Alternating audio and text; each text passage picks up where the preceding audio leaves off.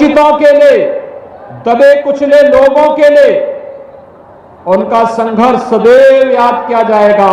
मैं इस अवसर पर स्वर्गीय श्री मनोज कश्यप को विनम्र श्रद्धांजलि अर्पित करता हूं। भाइयों बहनों, आज मुझे यहां पर लगभग 270 करोड़ रुपए की लागत से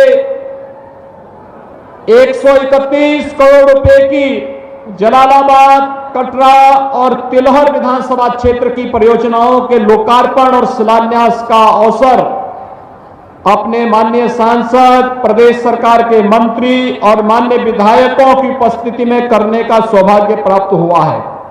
मैं इसके लिए इन तीनों विधानसभा क्षेत्र से जुड़े हुए सभी नागरिकों को, आप सभी भाइयों बहनों को मैं हृदय से बधाई देता हूं। आप सबके प्रति मैं अपनी शुभकामनाएं भी देता हूं। जो योजनाएं पूरी हो चुकी हैं, इसकी बधाई। ये योजनाएं आपके लिए कल्याणकारी हो, इस बात की कामना के साथ जो योजनाओं का शिलान्यास हो रहा है, प्रशासन से अपेक्षा है कि कार्यदायी संस्थाएं समयबद्ध तरीके से मानक की गुणवत्ता को बनाए रखते हुए इन कार्यक्रमों को पूरा कर लें, इस विश्वास के साथ कि जिससे आने वाले समय में इन योजनाओं का लाभ भी जलालाबाद, कटरा और तिलहर विधानसभा क्षेत्र की जनता को प्राप्त हो सके। इसी उद्देश्य के साथ आज भाइयों बहनों, मुझे जलालाबाद में एक बार फिर से आपके बीच में आने का अवसर प्राप्त हुआ है। मैं इसके लिए आप सभी नागरिकों को हृदय से बधाई देता हूं, अपनी शुभकामनाएं भी देता हूं। भाइयों बहनों, आपने बदलते हुए भारत को और प्रधानमंत्री मोदी जी के नेतृत्व में नए भारत को देखा है। एक नया भारत, एक भारत वो था जिसको गांव की चिंता नहीं थी, गरीब की चिंता नहीं थी, नौजवान की चिंता नहीं थी, महिलाओं की चिंता नहीं थी। और जब दुश्मन देश आंख दिखाता था तो तब सरकारें कहती थी कि कुछ मत बोलो, कहीं दुश्मन देश नाराज न हो जाए। लेकिन नया भारत, दुश्मन देश अगर आंख दिखाता है तो उसकी आंख को हथेली पर रखने का काम भी करता है। ये नया भारत है, जिस नए भारत में गांव के लिए, गरीब के लिए, किसान के लिए, नौजवान के लिए, महिलाओं के लिए, समाज के प्रत्येक तबके के लिए शासन की योजनाओं को पूरी ईमानदारी के साथ लागू करने का कार्य हो रहा है। यानी नए भारत का नया उत्तर प्रदेश आज आपके सामने है। ये नए भारत के इस नए उत्तर प्रदेश के साथ आप सबका आह्वान करने के लिए मैं आपके बीच आया हूं। भाइयों बहनों, 2017 के पहले उत्तर प्रदेश में क्या होता था? 2017 के पहले उत्तर प्रदेश में 2017 के पहले उत्तर प्रदेश में कोई पर्व और त्योहार शांतिपूर्ण तरीके से आप नहीं मना सकते थे। पर्व और त्योहार आते थे, दंगे शुरू हो जाते थे, शासन प्रशासन के फरमान जारी हो जाते थे। होली 12 बजे के बाद नहीं खेलोगे, दीपावली रात्रि को 9 बजे के बाद आतिशबाजी नहीं करोगे, सावन के महीने में कावड़ यात्रा नहीं निकालोगे। यही तो होता था। जन्माष्टमी के अवसर पर कहा जाता था कि जन्माष्टमी के अवसर पर थानों में, जेलों में जन्माष्टमी का उत्सव नहीं होगा। और अयोध्या जाने में तो लोग ऐसे घबराते थे जैसे कि अयोध्या जाने से न जाने क्या हो जाएगा। लेकिन आज आपने देखा होगा पर्व और त्योहार कितने शांतिपूर्ण तरीके से संपन्न हो रहे हैं। कोई दंगा नहीं। 4.5 वर्ष में कोई दंगा देखा? कोई दंगा नहीं। प्रदेश के अंदर 4.5 वर्ष के अंदर आपने देखा होगा कोई आतंकी वारदात भी नहीं। बड़े बड़े आयोजन हुए, प्रयागराज में कुंभ हुआ, लोकसभा का चुनाव हुआ, अभी हाल ही में पंचायत चुनाव हुए। मैं देख रहा था हमारे सभी ब्लॉक प्रमुख आए हैं, जिला पंचायत के अध्यक्ष आए हैं। आपने भारतीय जनता पार्टी को जिला पंचायत अध्यक्ष और तमाम ब्लॉक प्रमुख जितवाए हैं, इसके लिए मैं आप सबको बधाई देता हूं, धन्यवाद भी देता हूं। लेकिन भाइयों बहनों, बड़े से बड़े आयोजन हो रहे हैं, कोई दंगा नहीं, कोई फसाद नहीं, कोई कर्फ्यू नहीं, कोई रोक नहीं। आप दीपावली मनाइए, आनंद के साथ मनाइए। आप होली मनाइए, आनंद के साथ मनाइए।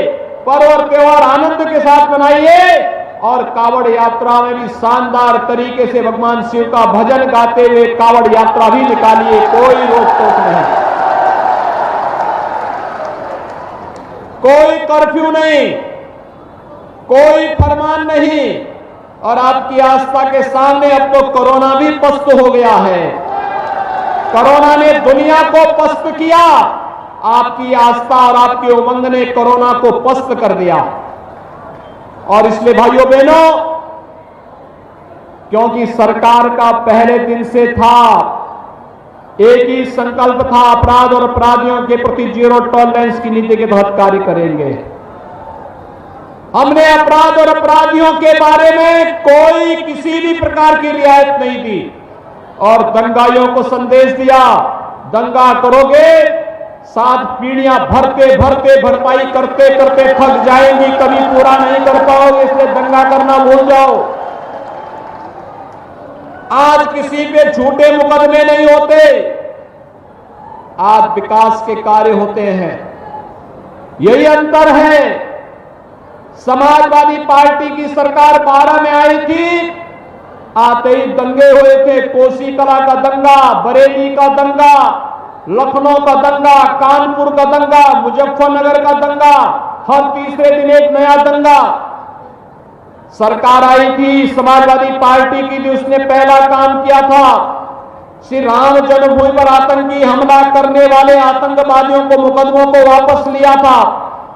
लेकिन भाइयों बहनों, हमारी सरकार जब 2017 में आई, हमने सबसे पहला काम किया, बहन और बेटियों की सुरक्षा के लिए एंटी रोमियो स्क्वाड का गठन किया। हमने पहला काम किया, किसानों का कर्ज माफ किया। 86 लाख किसानों का 36,000 करोड़ रुपए का कर्ज माफ किया। हमारी सरकार ने कार्य किया और वह कार्य किया था, हमारी सरकार ने अवैध बूचड़खानों को बंद करके हमारी सरकार ने निराश्रित गौ आश्रय स्थलों की स्थापना की कार्रवाई को आगे बढ़ाने का कार्य किया। जब भाइयों बहनों सरकार की नियत साफ होती है, सोच ईमानदार होती है, तो काम भी दमदार होता है। यानी नियत साफ होती है, सोच ईमानदार होती है, तो काम भी दमदार होता है। और ये दमदार कार्य आज प्रदेश के अंदर आपको दिखाई दे रहा होगा, जहां पर भारतीय जनता पार्टी के विधायक हैं, वे मेहनत करके नई नई योजनाओं को लेकर के आ जाते हैं।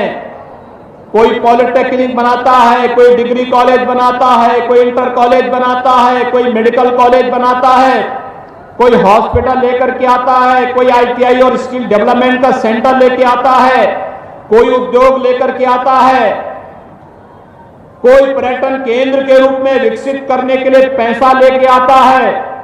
जहां पर भारतीय जनता पार्टी के सरकार में कोई विधायक नहीं, भाइयों बहनों, वहां पर सपा, बसपा, कांग्रेस के विधायकों में विकास के प्रति रुचि है ही नहीं।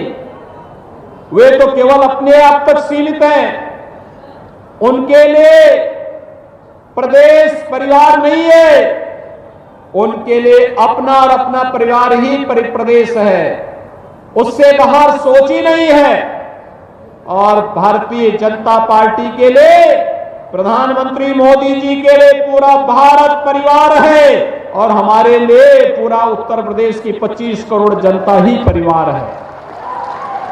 उन सबके कल्याण के लिए कार्य करना, उन सबके उत्थान के लिए कार्य करना और उन सबके खुशहाली के लिए कार्य करना, इसलिए विकास की इन परियोजनाओं को एक एक करके आगे बढ़ाने का कार्य हुआ है।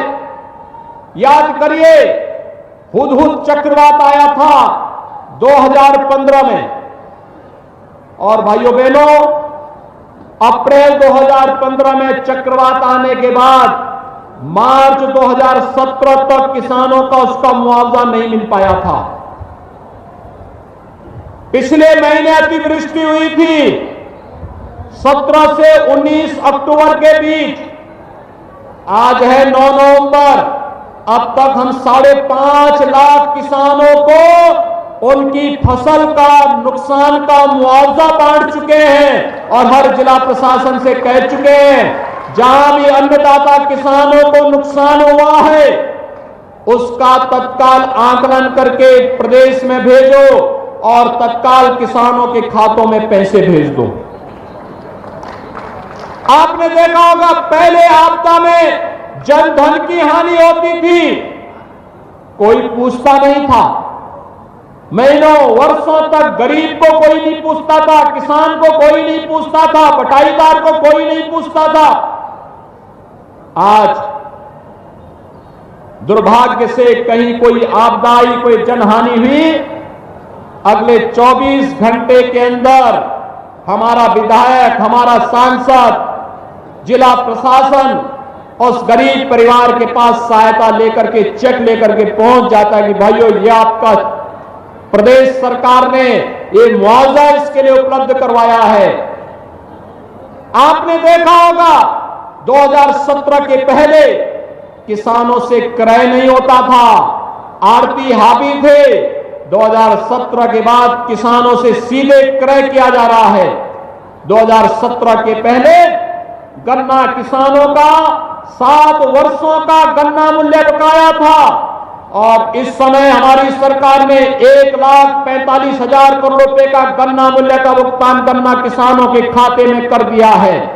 नए सत्र में नई चीनी मिलें चलनी प्रारंभ हो गई हैं और सरकार इस बात के लिए पूरी दृढ़ प्रतिज्ञ भाव के साथ चल रही है कि अन्नदाता किसानों के साथ कोई अन्याय नहीं होने देंगे, कोई शोषण नहीं होने देंगे।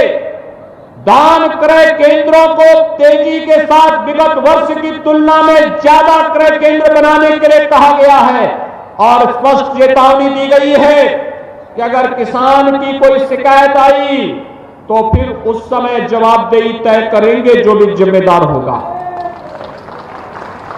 पहले नौजवानों के लिए, नौकरी के लिए कोई सरकारी नौकरी निकलती थी, एक खानदान वसूली के लिए निकल पड़ता था और उस खानदान में तो महाभारत के सभी रिश्ते थे, काका भी थे, चाचा भी थे, नाना भी थे, मामा भी थे, भांजे भी थे, भतीजे भी थे, बबुआ भी था और बुआ भी थी।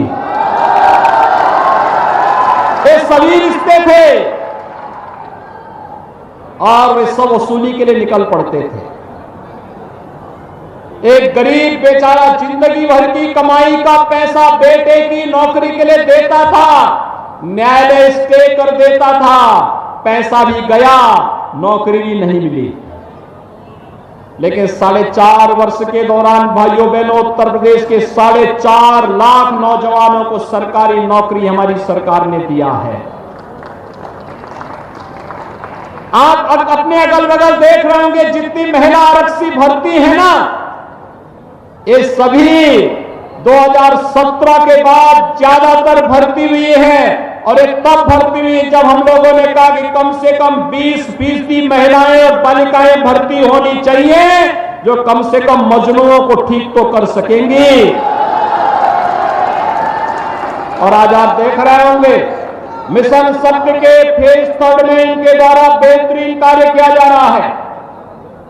विकास की ये सोच, रोजगार और नौकरी की ये सोच, हर जनपद में बिजली समान रूप से देने का कार्य हो रहा है। नहीं तो रोशनलाल वर्मा परेशान हो जाते थे कि बिजली नहीं मिल रही है, नहीं तो वीर विक्रम सिंह परेशान होते थे। मुझे याद है जब वीर विक्रम सिंह ने कटरा विधानसभा क्षेत्र में महान क्रांतिकारी ठाकुर रोशन सिंह के गांव में एक ब्रिज, एक पेंटून ब्रिज बनाने के लिए कहा। उनका प्रश्न विधानसभा में आया, मैंने प्रश्न देखा, मैंने खन्ना जी को बुलाया, मैंने कहा इस विधायक को बुलाओ। आए सामने, मैंने कहा आपने पेंटून ब्रिज की बात क्यों की, आपने पक्का पुल बनाने की बात क्यों नहीं की?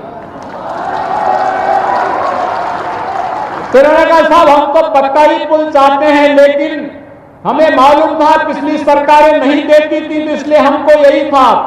मैंने कहा पक्का पुल भी बनाओ और महान क्रांतिकारी ठाकुर रोशन सिंह के गांव में विद्यालय भी बनाओ, और मैं स्वयं ही वहां आऊंगा। मैं स्वयं गया था वहां, और वहां के गांव के लोगों ने फ्री में जमीन दी विद्यालय के लिए। जहां पर अपने महापुरुषों के प्रति भाव हो, वहां के विकास को कोई ताकत रोक नहीं सकती है। और भाइयों बहनों, आज मैं आपसे यही कहने के लिए आया हूं, हमने बेहतर कानून व्यवस्था की स्थिति दी। आज उत्तर प्रदेश हर एक क्षेत्र में अग्रणी स्थान रख रहा है। 2017 के पहले उत्तर प्रदेश को माना जाता था कि देश के विकास में बाधक है। ये माना जाता था कि ये कोई कार्य नहीं करेंगे, यहां केवल दंगे होते हैं। 2017 के बाद दंगे तो बंद हो गए, लेकिन केंद्र सरकार की हर योजना में उत्तर प्रदेश नंबर 1 स्थान पर आ गया। स्वच्छ भारत मिशन में हर गरीब के घर में शौचालय, प्रधानमंत्री आवास योजना में हर गरीब को मकान की सुविधा, 43 लाख गरीबों को मकान मिले, हर गरीब के घर में विद्युत का कनेक्शन, हर गरीब को रसोई गैस का कनेक्शन, हर गरीब को वह हर सुविधा, चाहे वह आयुष्मान भारत की सुविधा हो और चाहे वह रोजगार की सुविधा। उत्तर प्रदेश देश के अंदर अग्रणी स्थान इस समय रख रहा है। 1 करोड़ 61 लाख नौजवानों को हमने रोजगार की सुविधा दी, और एक जनपद एक उत्पाद योजना के माध्यम से भाइयों बहनों हर प्रदेश के हस्तशिल्पी कारीगरों को एक जनपद एक उत्पाद और विश्वकर्मा श्रम सम्मान के माध्यम से 60 लाख उद्यमियों को रोजगार और स्वतः रोजगार के साथ जोड़ने का भी कार्य प्रदेश के अंदर हुआ है। और इसीलिए आज हम सब आपके पास आए हैं आपसे कहने के लिए, एक तरफ बिना भेदभाव के विकास की योजनाओं का लाभ हर गांव को, हर गरीब को, हर किसान को, हर नौजवान को, हर महिला को देने के लिए कार्य करने वाली भारतीय जनता पार्टी नेतृत्व की सरकार है। और उससे पहले स्वयं के विकास के लिए कार्य करने वाली सरकार।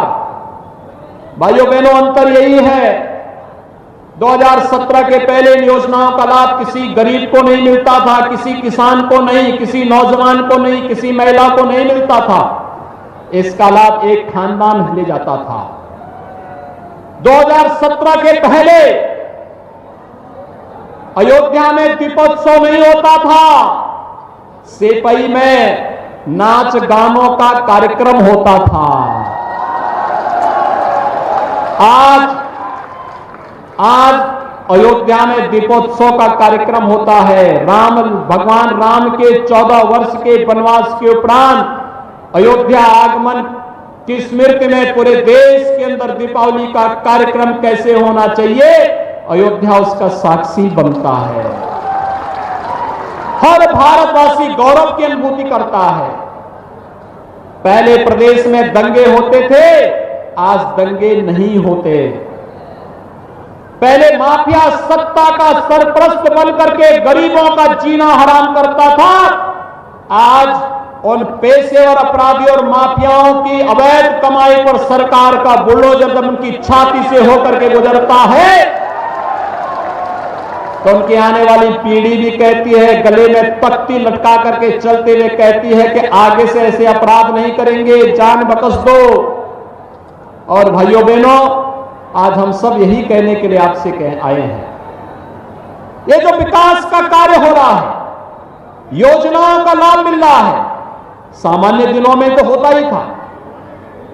वर्तमान में पूरी दुनिया कोरोना से पस्त है और कोरोना के इस कार्यकाल कालखंड में भी हम लोग आपके बीच में आए हैं। हमें आभार व्यक्त करना चाहिए प्रधानमंत्री मोदी जी का। उन्होंने कोरोना कालखंड में फ्री में टेस्ट, फ्री में उपचार, फ्री में अन्न योजना का लाभ और फ्री में मुफ्त में वैक्सीन, सबको वैक्सीन का लाभ दिया। आज उत्तर प्रदेश 13.5 करोड़ लोगों को वैक्सीन की डोज दे चुका होगा। ये वैक्सीन, कितने लोगों ने वैक्सीन लगाई है? वाह भाई, काफी बड़ी संख्या में लगा दी आप तो। मैं आपका अभिनंदन करता हूं और आपसे अपील करता हूं, जिन लोगों ने अभी तक वैक्सीन नहीं लिया है, एक तो उसको प्रेरित करिए, वैक्सीन जरूर ले ले, फ्री में वैक्सीन है। दूसरा, जिन लोगों ने पहली डोज ली है वे दूसरा डोज भी जरूर ले ले। यह सुरक्षा कवच है कोरोना महामारी से बचाव के लिए। प्रधानमंत्री मोदी जी ने 2020 में 7 महीने तक, 2021 में 8 महीने तक फ्री में राशन दिया है। होली से दीपावली तक मोदी जी ने राशन दिया है और हमारी सरकार ने तय किया है दीपावली से होली तक हम भी फ्री में राशन देंगे प्रदेश के अंदर। अंत्योदय कार्ड धारक को, अंत्योदय कार्ड धारक 35 किलो खाद्यान्न में गेहूं और चावल मिलेगा, 35 किलो मिलेगा। लेकिन साथ साथ 1 किलो दाल, 1 किलो खाद्य तेल, 1 किलो चीनी और 1 किलो नमक भी हम साथ साथ देंगे। पात्र गृहस्थी के जितने परिवार हैं उन सभी को हर यूनिट पर, अगर एक परिवार में 8 लोग हैं तो उस परिवार को 40 किलो खाद्यान्न, 5 लोग हैं तो 25 किलो खाद्यान्न हर महीने मिलेगा। 1 किलो दाल भी देंगे, 1 किलो खाद्य तेल भी देंगे, 1 किलो नमक भी उस परिवार को उपलब्ध करवाएंगे। 15 करोड़ लोगों को होली तक फ्री में राशन की सुविधा भी सरकार उपलब्ध कराने की घोषणा कर चुकी है। अगले महीने से हर व्यक्ति राशन की दुकान में जाकर के अपना खाद्यान्न जरूर ले ले। भाइयों बहनों, सरकार जब लोक कल्याणकारी कार्य करती है तो जनता को उसका लाभ मिलता भी है। जब सरकार की सोच विकास की होती है तो अब विकास का लाभ दिखता भी है। जैसे आज हम यहां पर आए हैं, यहां पर तमाम परियोजनाओं का, जिसमें प्राथमिक स्वास्थ्य केंद्र हैं, आयुर्वेदिक चिकित्सालय हैं, इंटर कॉलेज हैं, राजकीय इंटर कॉलेज हैं, पशु हॉस्पिटल हैं, पेयजल की स्कीम है और भी तमाम अन्य सड़क, पुल, पुलिया, इन सभी योजनाओं का और हर घर नल योजना के अंदर हर परिवार को शुद्ध पेयजल उपलब्ध करवाने की भी योजनाएं हैं। ये तो 270 करोड़ रुपए की योजनाएं जो इन 3 विधानसभा क्षेत्रों में दी जा रही हैं, ये तो वे योजनाएं हैं जो हमारे विधायक और सांसद के द्वारा लोकार्पित करने के बाद भी जो बच गई थी उन योजनाओं में, जो अभी हाल ही में पूरी हुई है, हमने अगर शिलान्यास किया है तो लोकार्पण भी करने के लिए आते हैं। और इसीलिए आज हम सब आपके पास आए हैं आपसे कहने के लिए कि भाइयों बहनों, हम सब वर्तमान में जिस महत्वपूर्ण स्थिति में कार्य कर रहे हैं, उत्तर प्रदेश आज देश का प्रगतिशील राज्यों में अग्रणी भूमिका के साथ कार्य कर रहा है और शाहजहांपुर तो विकास की प्रक्रिया के साथ तेजी के साथ आगे बढ़ा है। हमारी सरकार में दो मंत्री हैं, खन्ना जी भी हैं, जितिन प्रसाद जी भी हैं और दोनों लोग कार्य कर रहे हैं। और अब तो गंगा एक्सप्रेस वे भी आपके शाहजहांपुर होते हुए आने जा रही है। यानी अगर आपको प्रयागराज में कुंभ में स्नान करने के लिए जाना होगा तो शाहजहांपुर से मात्र 3-3.5 घंटे में आप प्रयागराज पहुंच जाएंगे जब गंगा एक्सप्रेस वे बन जाएगी। औद्योगिक क्लस्टर भी इसमें बनाएंगे।